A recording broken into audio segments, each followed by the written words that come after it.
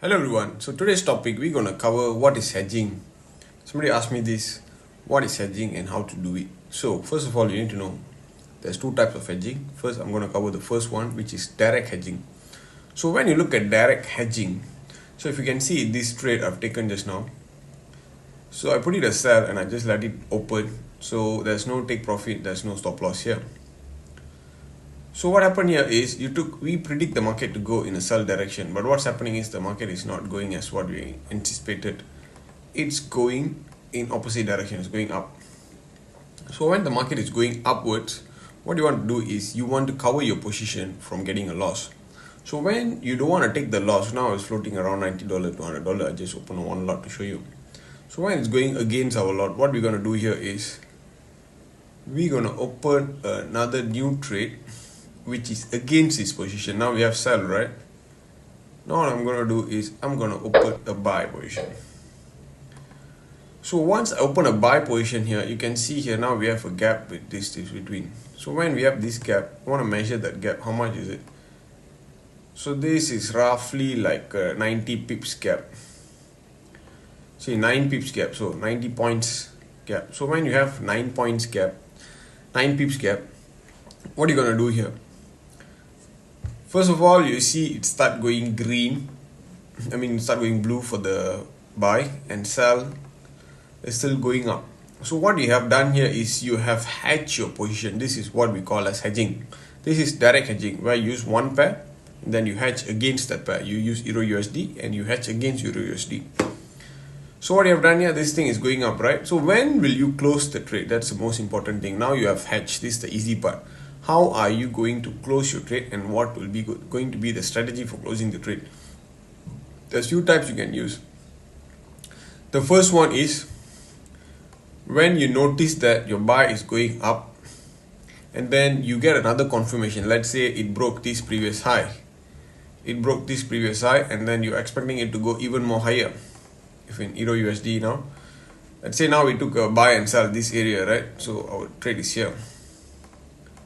So let's say once it broke this, you have another confirmation that it's going to be only on buy trend. What you can do here is you can close your sell trade. You close your sell trade and you let your buy trade to trade, set a more higher TP than that. Maybe you can target up until this, or you can target until this, your take profit for the buy trade which you took. So it will be basically like this. Your buy trade will be here, right? So you can target until here. And your sell trade, what happened was you took here, right? Your stop loss will be until here. You will close your trade here. So your buy will go up until here. So what happened is once you close until at this point, where from here you targeted, okay, I want to close your trade there. So you close your trade over there. So once you close your trade over there, you have extra pips for take profit, which is 40 pips something. So this is your take profit for the buy trade. This is how you hedge. What if in case the market comes down, since you're in hedging position? So again, let's say you want to let the market come down until this part. So what you can do is you can extend your sell until here. The same thing, you can close your sell position up to this position, and this you can extend it a bit more below. So when you close your buy at the early stage and you let your sell position to roll on more to take your profit. So that's how you can do to take a more bigger profit than this. This is one method how you can scalp for hedging. Let's say now it's going up, right? And then the sell is going up. Let's say it starts reversing. So what I'll do is I might close this. I closed this already, right? Then I'm going to do is I'm going to let it happen. I'm going to let it hold. If let's say there's no reversal at what I anticipated, and then I'm going to enter another buy as well. So this is another method. This is the second method already, you're just going to keep layering. You say, okay, it's still going up, it's not coming down, you're going to enter again the market. So now your floating is around $93. $93. Okay, another thing you want to notice here. Okay, let's say I gonna close now here, is it? You look at my margin level. Now my free margin is 98.9, right? You see my free margin is 99. Since it's a lower level, I'm going to close all the trades. I'm going to show you how's the margin going to play a role when you want to take a big say open a 10 lot, sell. So when I open a 10 lot, you see my free margin become 97 and I only got margin 2600. So when my margin is 2600, you don't have a big margin there. If you have anything less than 1000 margin, it's considered not healthy. It's for me. So let's say now I have sell, right? What happened to the margin level when I open a buy?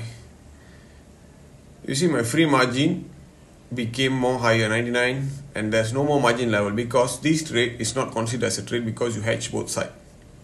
You see there's no more, your margin level is a bit up to the full margin already, 99.655. If I close one, you can see my margin backs to 2600. Okay, why we gonna move, we want to measure this, you see the movement is going to be pretty similar. If you take the high and low of GU and EU, the direction is pretty much same. It goes up and then it comes down again. So when you have this kind of direction and similar direction, this is called as a positive correlation. The both pairs are going to move in the same direction.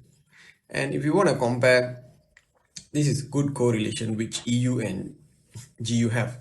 So let's say we open up a trade in EU. So now we open up one sell, right? We're going to open up opposite trade in GU as well. So this is going to be a buy.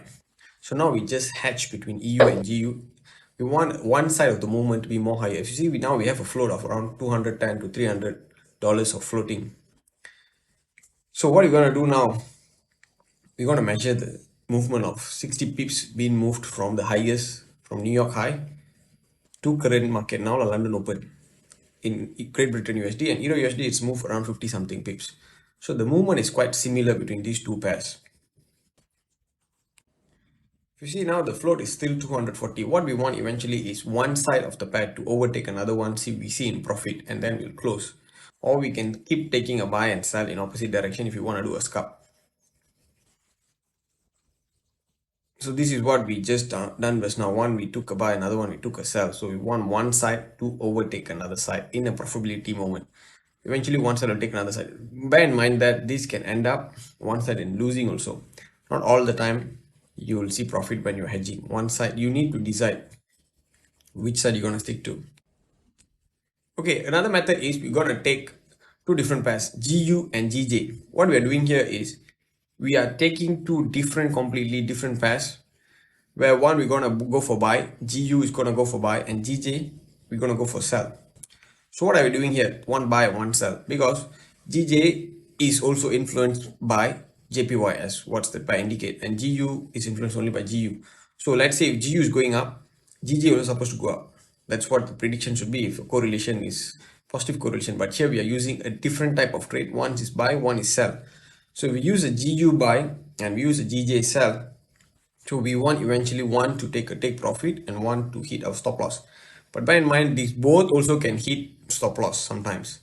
You need to do a trial and error. There's not one pair fit to all.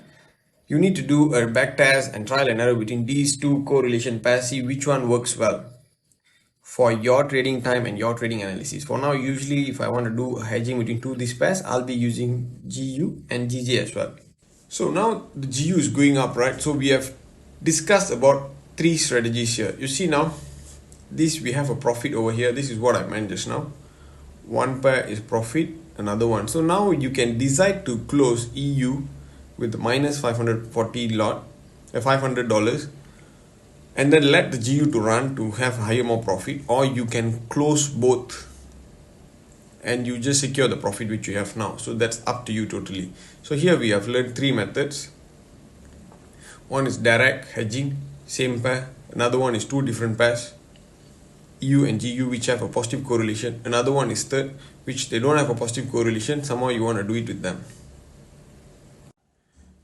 So if you have any other comments, this is only the basic one I've taught today. It's just a very basic one within these three different types of strategy you can use for hedging. Let me know what you think in the comment, and where do you find difficulties in closing your trade when you hedge, or what else you want to know in hedging. There's another hedging method which is try hedging. You need to use three pairs in hedging, and that will be like, let's say, Euro USD, Euro Great Britain, and also Great Britain USD. So that's gonna be a three pairs involved, or different three pairs we can use for hedging as well. So let me know. I want to know what's your feedback on this video first, so that I can do another one. Thank you. And if you're watching my video first time, hit that follow and subscribe, and also let me know in the comment what you think. Ciao.